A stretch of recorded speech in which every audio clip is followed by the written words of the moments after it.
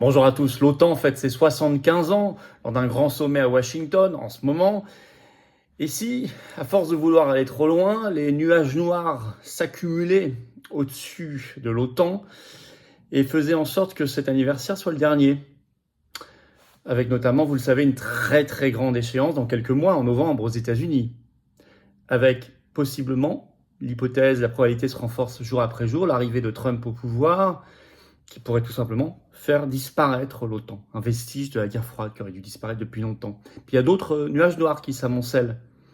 Situation beaucoup moins facile que prévu concernant l'adhésion de l'Ukraine, la chevauchée actuelle de Viktor Orban, les opinions publiques qui s'agacent de plus en plus. Je vais vous expliquer tout cela, et si c'était le dernier anniversaire de l'OTAN, et si l'OTAN ne passait pas l'hiver, on va voir ça dans cette vidéo de manière très concrète.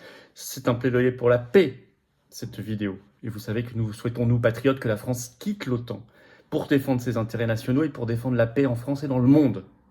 Merci de partager cette vidéo, elle est importante pour cela de vous abonner à cette chaîne YouTube par un petit clic en dessous sur s'abonner, c'est un petit clic gratuit pour vous êtes abonné à la chaîne plutôt que pas abonné. Et grâce à cet abonnement, les vidéos vont mieux circuler, vont être recommandées et on va toucher les nouvelles personnes qui vont nous découvrir. Je vous en remercie énormément, vérifiez peut-être que YouTube vous a pas désabonné et réabonnez-vous le cas échéant, ça arrive. Grand merci en tout cas pour ce soutien à la chaîne par ce petit clic. On se retrouve en direct ce vendredi 12 juillet à 19h sur la chaîne, vous l'avez déjà noté. Je prendrai toutes vos questions. Beaucoup de choses à dire en ce moment, donc soyez là, c'est sans tabou. Toutes vos questions, je les découvre en direct, toute l'actualité française et mondiale, la plus explosive. Soyez là, bien sûr. Les assises de la souveraineté, ça se précise. C'est en lien sous la vidéo en description.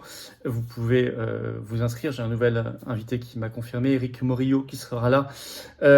Nous avons Jean-Frédéric Poisson, Jacques Cheminade qui m'a confirmé également. Ça commence à faire beaucoup de beau monde. Il faut lancer le bloc souverainiste, il faut se préparer. Pour vous inscrire, si vous dites votre intention de venir, ce sera très certainement le dimanche 15 septembre. On va vous préciser où bientôt. C'est en lien sous la vidéo en description. Sous cette vidéo en description, vous trouverez également les liens pour adhérer, faire un don au mouvement. C'est les deux premiers liens sous la vidéo en description. Il faut venir.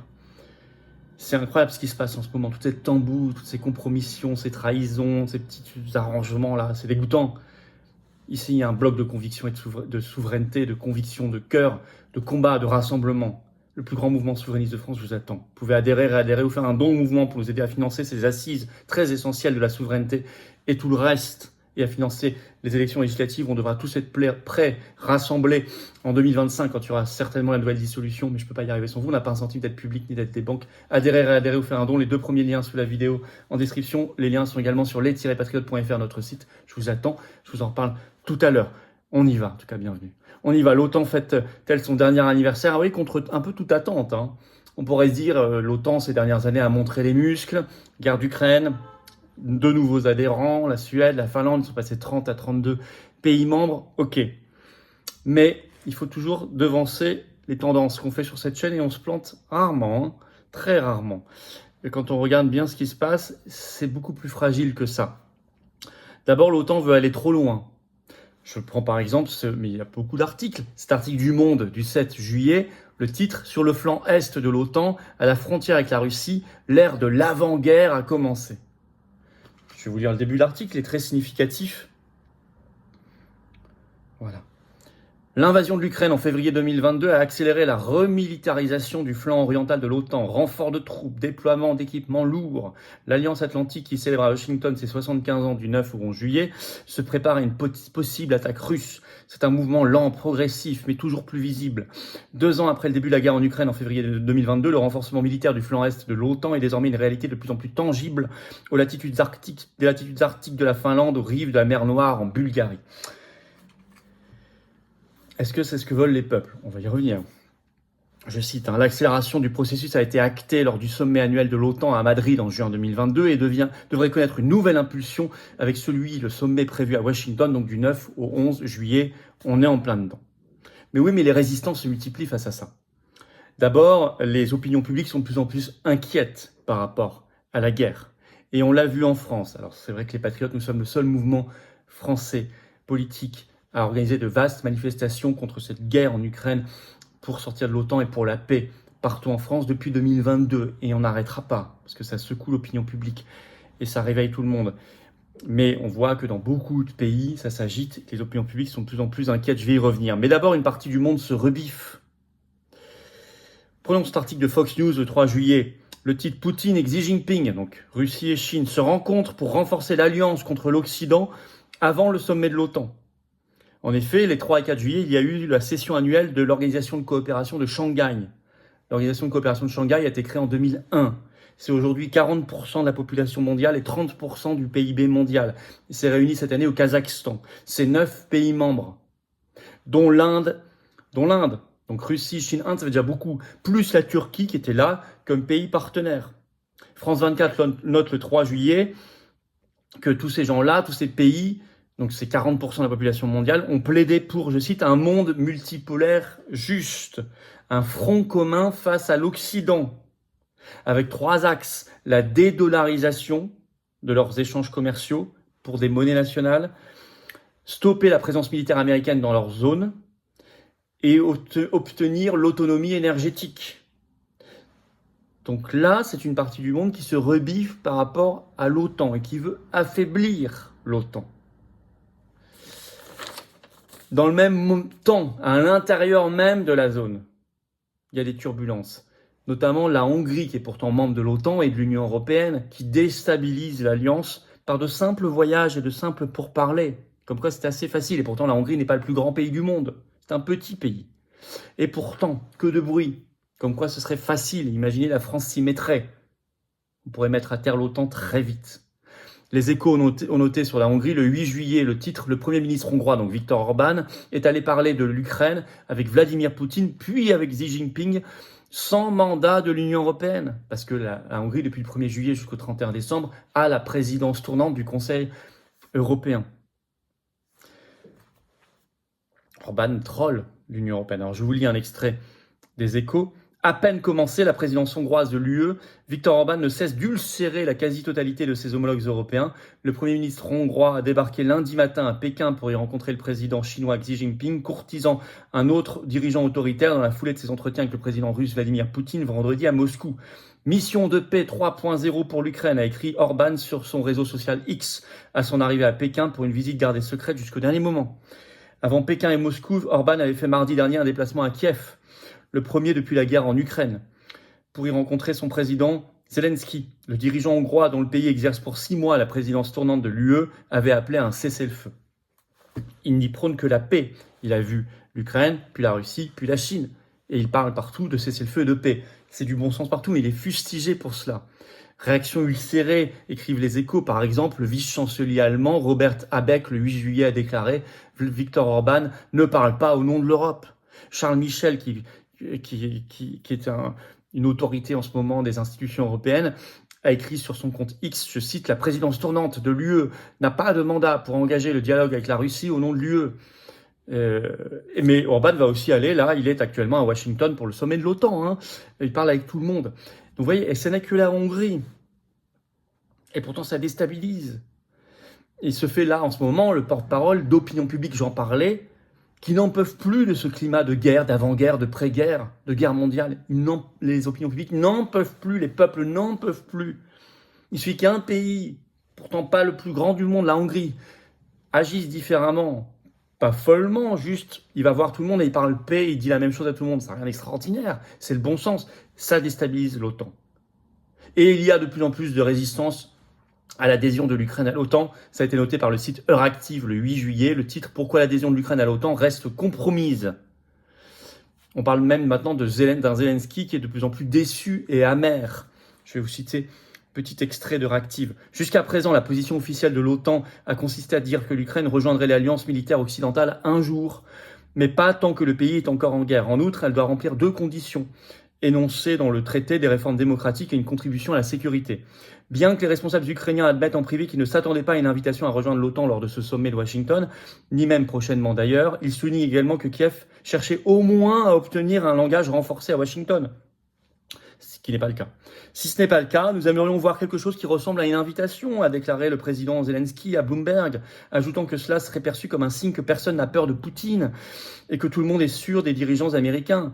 Mais l'administration Biden, je cite toujours Euractiv, ainsi que la majorité des autres membres de l'OTAN, comme l'Allemagne, se sont jusqu'à présent abstenus de soutenir l'adhésion immédiate de l'Ukraine et se sont demandé s'il fallait et comment renforcer la formulation de l'OTAN sur l'adhésion future de l'Ukraine à l'Alliance cette fois-ci. Jetant un froid, je cite toujours, sur tout espoir ukrainien de recevoir une offre d'adhésion à l'Ukraine, à l'Alliance, les membres de l'OTAN n'envisagent pas d'émettre une invitation en bonne et due forme. Donc ils répondent non à Zelensky, a déclaré un responsable du département d'État américain repris par une majorité de diplomates de l'OTAN. On ne sait pas encore comment l'Ukraine réagira à cette invitation.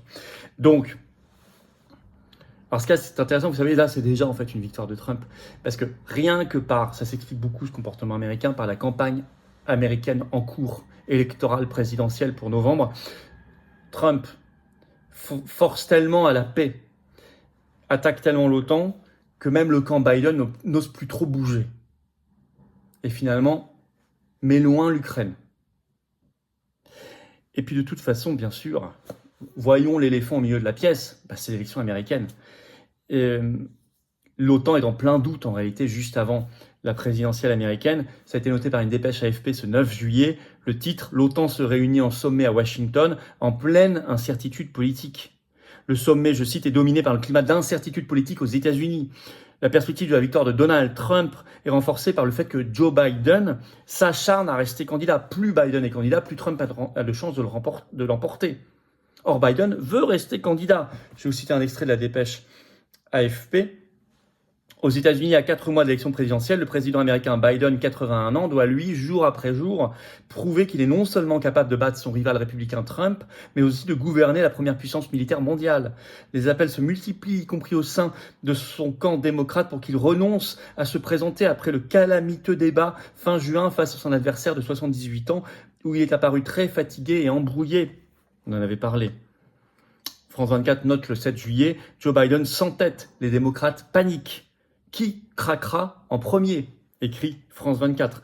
À tel point que Biden a écrit le 8 juillet une lettre à tous les élus démocrates du Congrès pour leur dire, je cite, « Je suis fermement décidé à rester en course ». Et même Trump a décidé de ne plus trop parler des problèmes cognitifs de Biden pour ne pas mettre l'accent dessus, pour le garder comme adversaire et pour gagner. Les tactiques. Or, on connaît le plan de Trump sur l'OTAN. Il a été révélé par Politico le 2 juillet. Je vous le rappelle, c'est un plan qui enlève quasiment toutes les forces militaires américaines d'Europe, qui arrête le soutien militaire et financier à l'Ukraine, qui engage la discussion avec la Russie, notamment pour garantir que l'Ukraine n'adhérera jamais à l'OTAN et gardera un statut neutre, et qui prévoit même à terme le retrait américain de l'OTAN. Et s'il y a retrait des États-Unis de l'OTAN, il y a disparition immédiate de l'OTAN, puisque les États-Unis financent à plus de 75% l'OTAN, etc. Fin de l'OTAN. C'est ça à terme, le plan Trump, qui est beaucoup plus abouti et travaillé que Trump première présidence en 2016. Et ça, tous les journaux, tous les analystes le notent. Trump est très préparé, il a une équipe. C'est plus une prise de pouvoir par surprise. Alors face à cela, bien sûr, attention, toujours vigilance, parce que l'OTAN, en été beaucoup plus affaiblie qu'on ne le pense, pourrait, comme la bête à terre, être dangereuse, notamment avant l'élection américaine, même si le fait que Biden et son équipe soient sous pression fait que peut-être il ne se passera pas grand-chose, mais des gens comme Macron incontrôlables peuvent vouloir aller plus loin, on le sait, on l'a déjà dit. Donc il faut être très vigilant et se battre pour la paix. Se battre pour en sortir, nous, de l'OTAN. Mais voilà qui nous donne du carburant. Nous qui sommes pour la défense de nos intérêts nationaux, de la France libre et de la paix, donc pour la sortie de l'UE et de l'OTAN, voilà du carburant pour nous. La France doit avoir son autonomie stratégique, diplomatique et militaire. Évidemment, avoir son indépendance stratégique, diplomatique et militaire. C'est évident. Et elle ne peut le faire qu'en sortant de ces organisations oligarchiques mondialistes supranationales. Merci de partager, regardez, contre l'OTAN. Merci de partager cette vidéo, pour ça de vous abonner à cette chaîne YouTube par un petit clic en dessous sur s'abonner, c'est un clic gratuit. Plus vous êtes abonné à la chaîne, plus les vidéos sont recommandées par YouTube automatiquement et c'est formidable et je vous en remercie. Évidemment, l'inscription pour les assises de la souveraineté, c'est sous la vidéo en description et je vous attends. J'ai besoin de vous. On se retrouve en direct ce vendredi 12 juillet à 19h sur la chaîne, notez-le déjà, c'est un grand direct. Il y a plein de choses à dire, mais également je vous attends. Adhérez aux Patriotes dès aujourd'hui, rejoignez cette dynamique de paix, de souveraineté, de rassemblement et d'action. C'est ça les patriotes, c'est l'ADN de cette carte orange d'adhérents patriotes. Vous pouvez réadhérer au mouvement si votre adhésion n'est plus à jour, qu'elle a plus d'1 an. Vérifiez, ça n'est pas automatique la réadhésion, mais je vous attends pour réadhérer dès aujourd'hui. Vous faire un don au mouvement, parce qu'on n'a pas un centime, ni de financement des banques, ni de financement par l'État, 0, pas un centime, pas 1 euro. Or on fait, ça coûte cher. Nous on fait des choses utiles, je le crois, à vous de juger. Hier j'étais à Liège, devant le juge, pour porter vos attestations très nombreuses dans l'affaire du Pfizergate, la plainte pénale que nous avons portée, seul mouvement politique français, contre Ursula von der Leyen. J'ai passé du temps dans son bureau, j'ai porté vos attestations, mais tout ça, je crois que c'est très utile. En tout cas, il faut le faire, c'est notre devoir moral et politique et éthique. Mais ça coûte, tout ça coûte. Vous pouvez faire un don également au mouvement. Tout est défiscalisé aux 2 tiers de vos impôts, adhésion, réadhésion, don. Vous mettez 100 euros, ça enlève 67 euros de vos impôts. Vous mettez 1000 euros, ça enlève 667 euros. Vous mettez 10 euros, ça enlève 6,67 €, etc. Comment on fait pour adhérer, réadhérer? C'est le premier lien sous la vidéo en description. Ce lien est également en commentaire épinglé, une petite fiche sur l'écran maintenant et dans quelques secondes un lien sur l'écran. Faire un don au mouvement, deuxième lien sous la vidéo en description. Tous ces liens sont bien sûr sur notre site les-patriotes.fr. Énorme bravo aux donateurs réadhérents, bienvenue aux nouveaux adhérents patriotes. Vive la France!